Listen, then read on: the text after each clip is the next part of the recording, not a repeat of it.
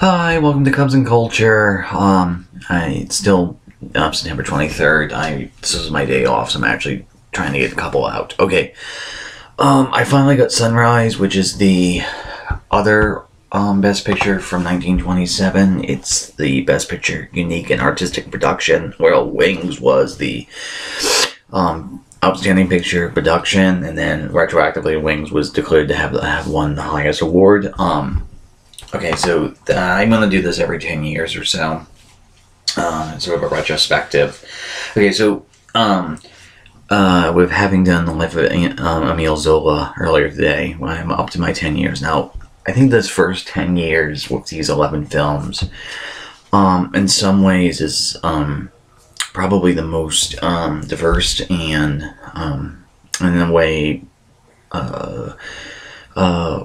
fully realized period of it in Oscar history. Some of this has to do with it being the first 10 years. There's not really a sense of what an Oscar movie is supposed to be, so I feel like voters are far more free to just vote for their favorites. It's a very diverse group. You have comedies, you have musicals, you have war films, you have in Sunrise, and then cavalcade to like art house films, etc. One of the things that I thought was very, very interesting in the first group of films, the two films which are the most political, All Quiet on the Western Front, and then The Life of Emile Zola. They're not about U.S. politics directly. They're German and France, respectively. So there's that. Which again makes it seems like the Oscars are institutionalist establishment liberals and not outrageously leftists. One thing I also noticed in this group is if there is sort of a commonality of all these films, there is a deep romanticism to them. A lot of them are about relationships. There's a pretty traditional love story in all of them, for the most part. Obviously, excuse me, and like All Quiet on the Western Front, that's quite different, etc. But there's still always a sort of romantic through line. Okay, so there's that. Okay, so Sunrise, that's sort of my retrospective. Now, Sunrise as a film in 1927. Sorry, Cavalcade. I in that one, I said it's sort of the first film that I thought tried to be out and out artistic and not just a Hollywood product. That's actually, I still feel that's true for the formal Best Pictures. And Sunrise, because of it being in this,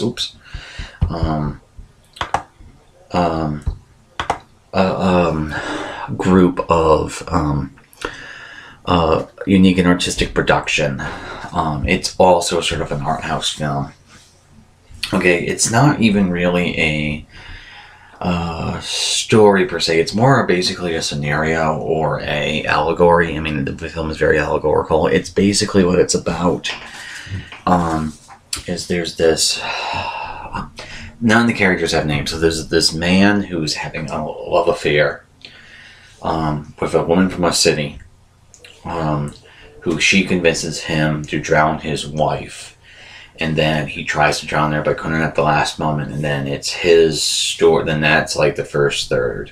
And then the middle 2/3 is them, the man and the wife patching up him working for forgiveness, and then falling in love and an adventure in the city. And then the final third is when they're coming back. She nearly dies, and then he rescues it. She gets rescued after he gets really angry at the woman against the city. And so there's a lot of, so it's a very simple plotted film, and with the names and everything, it's very allegorical. So like on one hand, it's like lust versus love, and then there's also like urban versus rural, etc. And there's different ways of reading the allegory. You could also there's also interpretations where it's actually just the same woman, and the woman from the city is actually a personification or an abstraction of his actual carnal desires for his wife. because he seems to both be infatuated and hate the woman from the city, the man, and so there's everything like that. And so there's, even though this storyline is fairly simple, it's multi-layered, different ways of looking at it. But the real claim to fame in this movie is that cinematography and visuals are absolutely amazing, especially for the time period, and it's really the most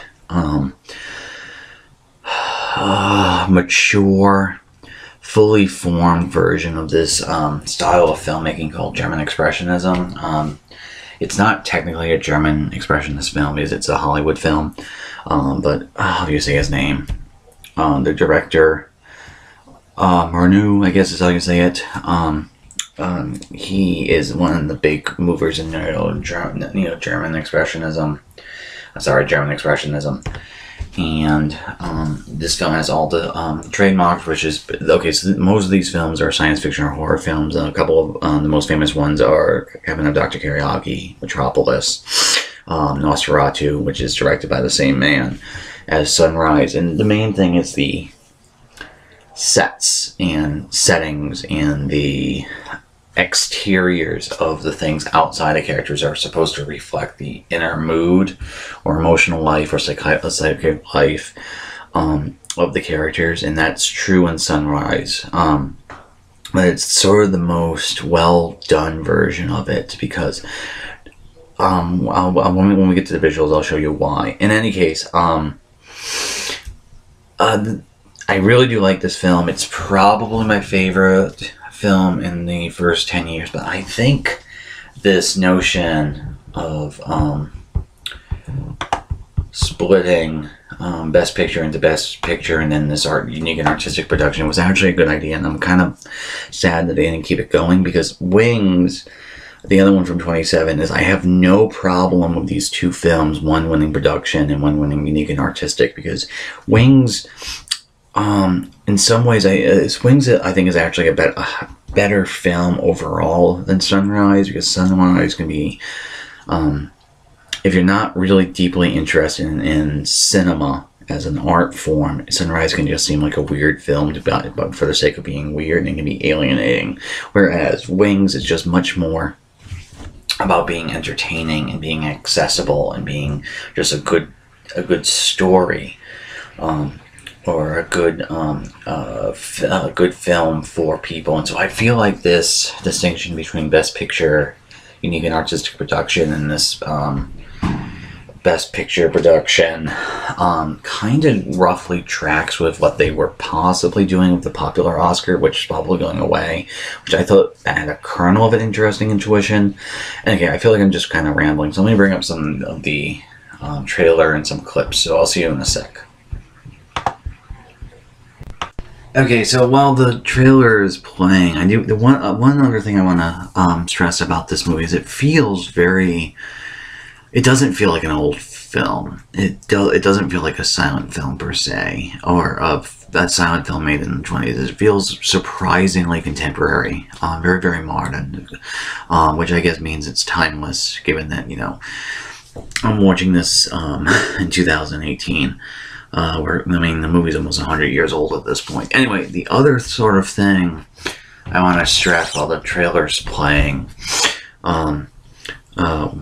is the one of the reasons why silent films especially can feel very, very dated or old or creaky, or however you want to put the point, is the acting is often hilariously stilted and over the top, because they're not, you know, they're not dealing with sound, and so because of that, they're often having to overact to get the point across, because just the limitations of the medium. Now that we've had over almost 100 years of talkies, it can come across as often very, very hilariously stilted.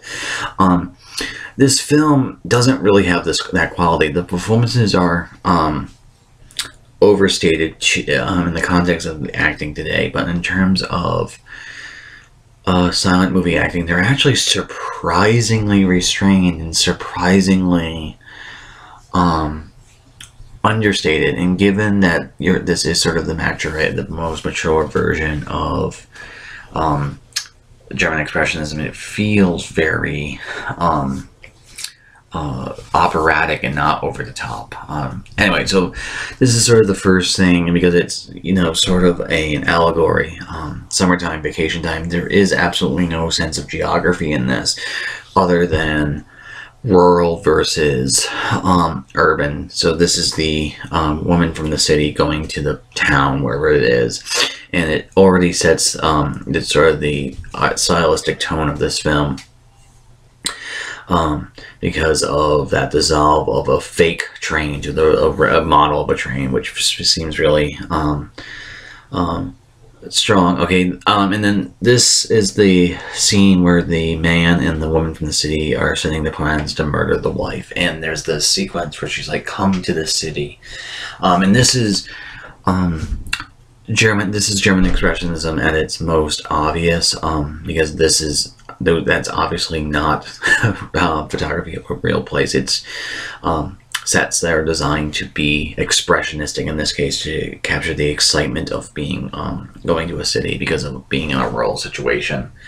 It's sort of the excitement of that, and again, with the music and everything and the mixing of the images, it feels very, very exciting, and it feels very chaotic, and it feels like you're going to a city for the first time, even though you're sort of obviously not.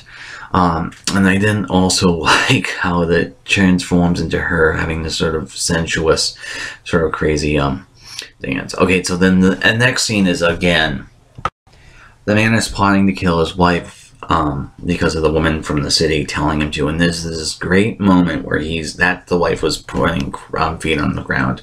You have this great moment, and so you have her as either a memory or a ghost or a spirit influencing him, and it's incredibly well done, because it's like a half dissolve, and he's actually interacting with her even though she's not there, and you can tell technologically it's been filmed on 2 different sets, and it really works because you get the sense that either it's an internal temptation, or this is a memory from him, or it's an external, this is like a spirit of her imposing on him. Okay, so this is the murder scene.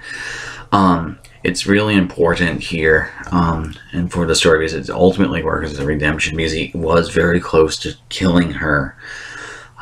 He doesn't actually, he scares her.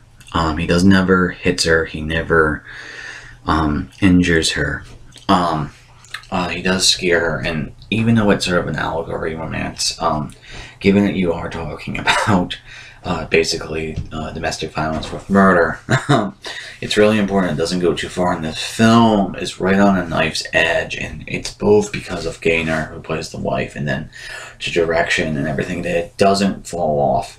It does come across as tastefully redemptive. Okay, so it was the other reason why I wanted to show that, because of the restraint, is this shot is absolutely amazing. I have no idea how the fuck they did it. It's a tracking shot, and presumably it's just a boat following them with the camera. The thing is, the cameras at this time had to be hand cranked and everything like that, and it's just amazing that they were able to accomplish that shot. And then somewhat similarly, this is after they've gone back together, and they've, in essence, going to be married, and they're going to walk here. And there's an amazing bit of, especially for the time, compositional work, and then a tracking shot, because they're going to be walking through traffic, and it's pretty obvious that it's spliced together. And it doesn't bother me in terms of that, because there's a theatricality being an expressionistic film in here. And so here it's sort of technically impressive, but what I like about it is the reason why I does it is this bit here. Again, the exterior things are supposed to reflect the mood of them, so it's because they've just gotten back to peace and they're remarried and everything like that. It's this tranquil scene, but it's also them daydreaming so they don't quite realize it, and then they stop traffic, and I'm sure that's where this gag comes from. And so that's sort of amazing. And then continuing on, they have a day out in the city. They get they get photographed and everything like that. But there's this great scene where after they get photographed, you get this image of a spinning wheel, and you're not entirely sure. And it's trying to capture. They express like the newness of the city experience, but also the newness of their love, and then how it's a circle, so it's sort of they're in this loop, right? It's a refrain. You kind of get the sense that they always hit sort of dry patches, and you kind of always do this. Maybe not quite always murder her, but you know, a dry patch and the wandering eye, everything like that. Okay, so this is the last little bit I want to see. This is them at the end of their fair, and it's where it goes the most sort of romantic imagery, because this is a circle of cupids, and other cupids are going to come in, and it's strikingly powerful. And in the context of this film, nowadays they don't really do stuff like this anymore, but it's really the ultimate sort of romantic image in the silent era in German expressionistic films, because it is how they would show love, by having a ring of cupids. The other sort of thing that the reason why I showed it is they're going to end up paying basically 50-50 for this bill, because he's been paying all day and he runs out of money, so she reaches in, he pays her, pays for the meal or whatever, which again is another reason why it feels very, very modern. So in the end, Sunrise is a very, very good film. It's probably the strongest film in the first decade of the Academy, though in a weird way I still think Wings is the better Best Picture, because it's more accessible, while this is much more precocious. So that's going to be Cubs and Culture for September 23rd. See you tomorrow.